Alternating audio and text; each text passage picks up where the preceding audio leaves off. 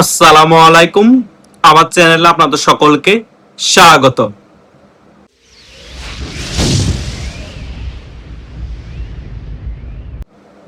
বাংলাদেশের মধ্যে হঠাৎ করে আবারও কিছুদিন যাবৎ জঙ্গিবাদের আস্ফালন বেড়ে গিয়েছে। তারা যেভাবে রাজপথে নেমে ওপেনলি সভা সমাবেশ করছে এবং ফেসবুকের মধ্যে কিছু বট আইডি দিয়ে বিভিন্ন ধরনের উস্কানি দিচ্ছে। তারা 5 আগস্টের পরবর্তী সময় যেভাবে ভারতীয় রাষ্ট্রদূতের কার্যালয়ে এবং ভারতীয় হাই কমিশনার কার্যালয়ে আক্রমণ করেছে, তেমনি করে আবারও ভারতীয় হাই কমিশনার কার্যালয় আক্রমণ করার জন্য প্ল্যানিং করছে এবং ফেসবুকে বলেন, রাজপথে বলেন, বিভিন্ন ধরনের বক্তব্য দিয়ে উস্কানিমূলক কথাবার্তা বলেই যাচ্ছে। হঠাৎ করে তারা ভারতীয় হাই কমিশনার কার্যালয়ে আক্রমণের উস্কানিমূলক বক্তব্য বটাটি দিয়ে কেন দেওয়া শুরু করে দিয়েছে, তার পিছনে কিন্তু গভীর একটি ষড়যন্ত্র আছে। প্রথম কারণ হচ্ছে, ভারত কিন্তু কিছুদিন আগেই যে ভিসা বন্ধ ছিল বাংলাদেশের সাথে, সেটা কিন্তু তুলে নিয়েছে। অলরেডি ভিসা খুলে দিয়েছে। বাংলাদেশের জনগণ এখন ভারতে যাওয়ার জন্য ভিসা আবেদন করছে। এখন কিন্তু বর্তমান বিএনপি সরকারের সাথেও ভারতের সম্পর্ক ভালোর দিকে যাচ্ছে। বিএনপি সরকার ভারতের মধ্যে আম পাঠিয়েছে। এই সকল বিষয়গুলো বাংলাদেশের যে জঙ্গি গোষ্ঠী আছে এবং জঙ্গি রাজনৈতিক দল আছে, তারা মেনে নিতে পারছে না। তারা টেকনিক্যালি ভাবে একটি ষড়যন্ত্র করছে।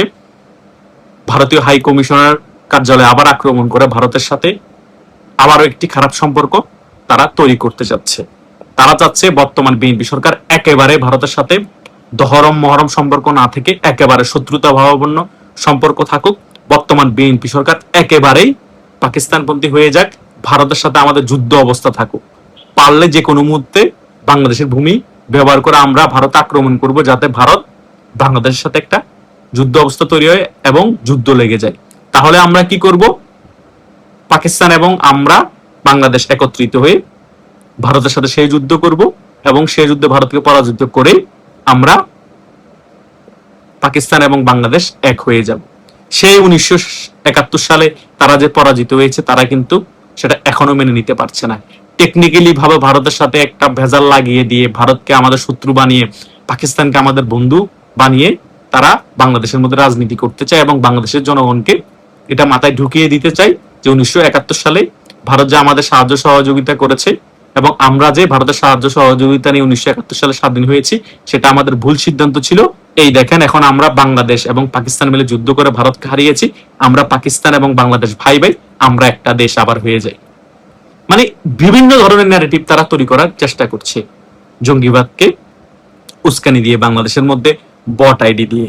সো বাংলাদেশের সরকারকে খুবই কেয়ারফুলি থাকতে হবে এই সকল জঙ্গিবাদের উস্কানিমূলক যে রাজনৈতিক দল আছে সে সকল রাজনৈতিক দলের ক্ষেত্রে। কিন্তু বর্তমান বিএনপি সরকারের কথা কি বলবো, তারা তো জামাতকে পারে না কোলে নিয়ে নাচতে। তারা সংসদে জামাতকে বিরোধী দলের আসনে বসিয়েছে একমাত্র ক্ষমতায় থাকার জন্য, একমাত্র আওয়ামী লীগকে বাংলাদেশের রাজনীতিতে কোণঠাসা করে রাখার জন্য। কোনো লাভ হবে না, হিতে বিপরীত হয়ে যাবে। এই সকল জামাত ইসলামের মতো রাজনৈতিক দলরা যদি বাংলাদেশের জঙ্গিবাদের উস্কানি দেয়, ভারতীয় হাই কমিশনার কার্যালয় আবার আক্রমণ করে এবং মেহের আফরোজ শাওনের মতো মেয়েদেরকে মব করার জন্য উস্কানি দেয়, 2 লক্ষ টাকা ঘোষণা করে তাকে মব করতে পারলে, তার নাক মুখ ফাটিয়ে দিতে পারলে, এই ধরনের কর্মকাণ্ড যারা উস্কানি দিতে পারে এবং ভারতীয় হাই কমিশনার কার্যালয়ে আক্রমণের জন্য যারা উস্কানি দিতে পারে, তারা বাংলাদেশের জন্য কত বড় হুমকি সেটা যদি বিএনপি এখনো বুঝতে না পারে, তাহলে বিএনপি নিজের পায়ে নিজে কুড়াল মারবে। এটা মোটামুটি ক্লিয়ার। অলরেডি কুড়াল মেরে দিয়েছে জামাতকে সংসদীয় বিরোধী দল বানিয়ে। আগামীতে আরো ভয়াবহ পরিস্থিতি বিএনপির জন্য অপেক্ষা করছে, বাংলাদেশের মানুষের জন্য অপেক্ষা করছে। কারণ জামাত মেটিকুলাসলি সুন্দরভাবে ডিজাইন করছে ভারতের সাথে আরো সম্পর্ক খারাপ করার জন্য এবং আরো একটি যুদ্ধ অবস্থা তৈরি করার জন্য এবং বাংলাদেশে মুক্তিযুদ্ধের সকল ন্যারেটিভ একেবারে ধ্বংস করে দেওয়ার জন্য, মুক্তিযুদ্ধের যত চেতনা আছে, স্বাধীনতার পক্ষে শক্তিদেরকে একেবারে নির্মূল করার জন্য, একেবারে কোণঠাসা করার জন্য যা যা করা দরকার সকল কিছুই বিতর্কতভাবে করে যাচ্ছে এই জামাতে ইসলাম। তা না হলে জুলাই সিডিআই বললে তাদের এত জ্বলে কেন? জুলাই সিডিআই তো তাদের কারণেই আজকে বাংলাদেশের সাধারণ জনগণ বলছে।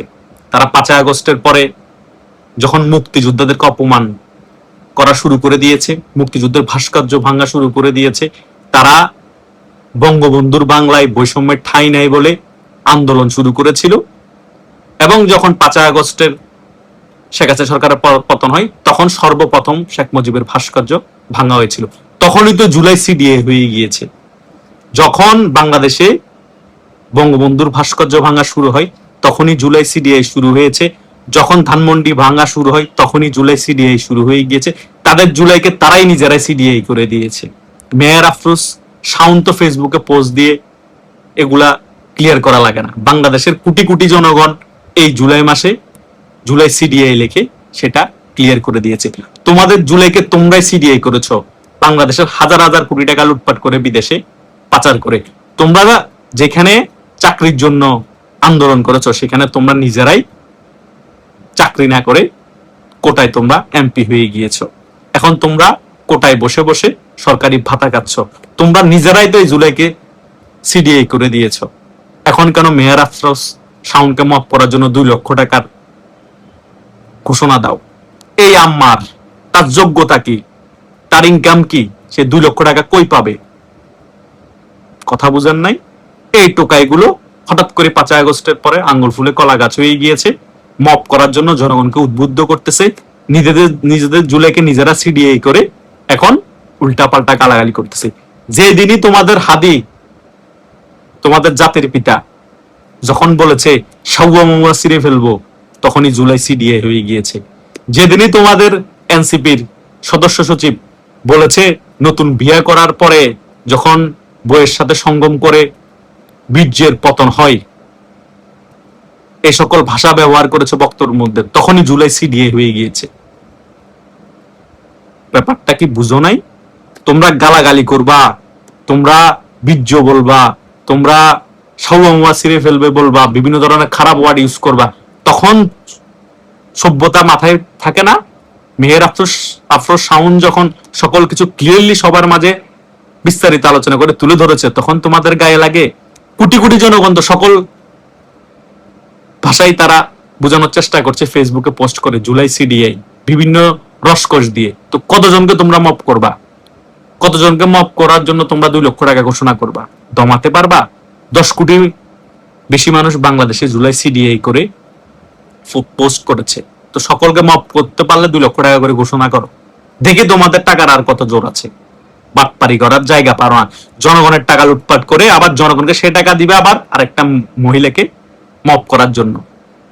আমি তো বাংলাদেশের মধ্যে এই জুলাই নিয়ে হাতে গোনা 30-40 হাজারও পোস্ট দেখিনি, কিন্তু কোটি কোটি পোস্ট দেখেছি জুলাই সিডিআই দিয়ে।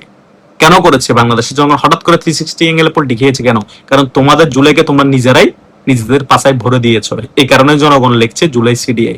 এখন তোমরা ইন্ডিয়ার সাথে আবার সম্পর্ক খারাপ করার জন্য হাই কমিশনার কার্যালয়ে হামলার প্ল্যানিং করবা। 5 আগস্ট পরেও করেছো, রাষ্ট্রদূত কার্যালয়ে হামলার প্ল্যানিং করবা, একজন মহিলাকে হামলার জন্য তোমরা উদ্বুদ্ধ করবা, মপ করার জন্য উদ্বুদ্ধ করবা, আমাদের কমেন্ট বক্সে আসিয়ে আমাদের 14 খানদানকে গালাগালি করবা, কিন্তু তোমরা সারাক্ষণ সাউয়া ছিঁড়ে ফেলবা, এই সকল বক্তব্য দিয়ে ঘুরে বেড়াবা। তখন তোমাদের সভ্য সমাজের কথা মাথায় থাকে না। বাটপারি বন্ধ করো। বাংলাদেশের জনগণ সকল বাটপারি এখন ধরে ফেলেছে তোমাদের, একটারও পিঠের চামড়া রাখবে না। তোমরা এখন বলো না যে এদেরকে উচিত যারা জুলাই সিডিআই রাখে তাদেরকে এই শাহবাগ এবং রাজুতে টাঙ্গিয়ে রাখতে হবে? তাদেরকে টাঙ্গিয়ে তোমরা রাখতে পারবে না, এখন তোমাদেরকে টাঙ্গিয়ে রাখার সময় হয়ে গিয়েছে। বাংলাদেশের জনগণ তোমাদেরকে কিছুদিনের মধ্যে টাঙ্গাই রাখবে। বিএনপি তোমাদেরকে রক্ষা করতে পারবে না, কারণ বিএনপি নিজেরাই রক্ষা হতে অবস্থা খারাপ হয়ে যাবে, পরে ভারতের পা ধরতে হবে, আওয়ামী লীগের নেতা কর্মীদের পা ধরতে হবে। কথা বুঝো নাই? কারণ অহংকার পতনের মূল। কারণ যারা কিছুদিন আগে মজলুম ছিল তারা এখন অহংকারে থাকতে পারে না, তারা আওয়ামী লীগকে রাজনীতি করতে দিবে না। তারা বক্তব্য বলে আওয়ামী লীগের রাজনীতি শেষ বাংলাদেশে, আওয়ামী লীগ কখনো বাংলাদেশে রাজনীতি করতে পারবে না। এই অহংকারটাই আল্লাহ পছন্দ করে না। আর যারাই এই অহংকারটা করে তাদেরই পতন অনিবার্য হয়ে যায়। আওয়ামী লীগও সেম কাজটা করেছিল, তোমরা তার থেকেও আরো বড় কিছু করছো এবং তার থেকে বেশি অহংকার করছো। তোমাদের সাথেও সেম কাজটা হবে এবং আওয়ামী লীগ থেকে ভয়াবহভাবে পতন তোমাদের হবে।